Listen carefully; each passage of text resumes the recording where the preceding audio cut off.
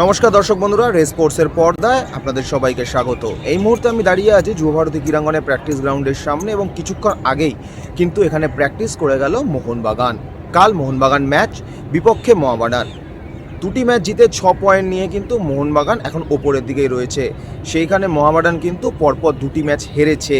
সেইখানে অবনমনের তালিকায় কিন্তু চলে আসতে পারে মোহামেডান দল। তবে সহজ প্রতিপক্ষ বলে প্রতিপক্ষকে কিন্তু ছোট করতে রাজি নয় সার্জিও লোবেরা। সেখানে আজকে আমরা দেখতে পেলাম ম্যাচের আগের দিন কিন্তু বেশিক্ষণ প্র্যাকটিস করালেন না বাগানের হেড স্যার। মাত্র 45 মিনিট প্র্যাকটিস করলো মোহনবাগান পুরো দল। তবে একটা দল যখন পরপর দুটো ম্যাচ জিতেছে সেইখানে সেই দলের মধ্যে যে কনফিডেন্সটা দেখা যায়, সেই আত্মবিশ্বাসটাই কিন্তু দেখা গেল পুরো মোহনবাগান অনুশীলন জুড়ে। প্রত্যেকটা প্লেয়ার যেন আত্মবিশ্বাসে ফুটছে এবং সেইখানে কি খুব খুশির আবহাওয়া দেখা গেল মোহনবাগান প্র্যাকটিসে। সবাই কিন্তু বেশ ফুরফুরে মেজাজে রয়েছে, সুন্দর চনমনে মেজাজে তারা প্র্যাকটিস করছেন।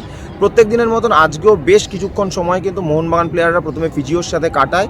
জিম বল নিয়ে কিন্তু মজার ছলে পাওয়ার ট্রেনিং করে, একে অপরের পিঠে বল লাগিয়ে তাদের একে অপরকে ঠেলতে থাকে মোহনবাগান প্লেয়ারেরা। এইভাবেই যেন একটা পাওয়ার ট্রেনিং করে, কিন্তু সেটা সম্পূর্ণই মজার ছলে। এবং তারপরে কিন্তু মোহনবাগান হেড স্যার পাসিং এবং প্রেসিংয়ের জন্য 3 দিকে 3টে বার লাগিয়ে 3টি দলে 5 জন করে প্লেয়ারকে ভাগ করে নিয়ে কিন্তু প্র্যাকটিস করানো শুরু করে।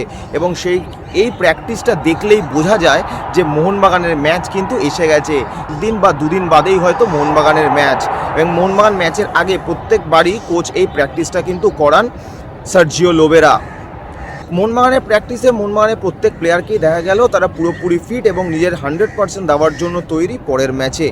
তবে কি পরের ম্যাচে গোল পার্থক্য বাড়িয়ে নেওয়ার জন্যই মাঠে নামবে মোহনবাগান? সার্জিও লোবেরা কি এরকমই প্ল্যান করছে নিজেদের সাজঘরে? সাংবাদিক সম্মেলনে সেরকম কথা না বললেও কিন্তু দর্শক মহল সেটাই মনে করছে যে কালকে কিন্তু মোহনবাগানের কাছে সুবর্ণ সুযোগ গোল পার্থক্যে অনেকটা এগিয়ে যাওয়ার। 13 ম্যাচের ছোট লিগে কিন্তু এবছর গোল পার্থক্যটা একটা বড় ভূমিকা পালন করতে পারে। তাই কাল মোহনবাগান কত গোল পার্থক্যে জিতবে, না মোহামেডানের সামনে আটকে যাবে এবং কঠিন লড়াই দিয়ে মোহনবাগানকে আটকে দেবে মোহামেডান, সেটা দেখা যাবে কালই। যুবভারতী ক্রীড়াঙ্গন থেকে আমি অর্পণ, রেস স্পোর্টস।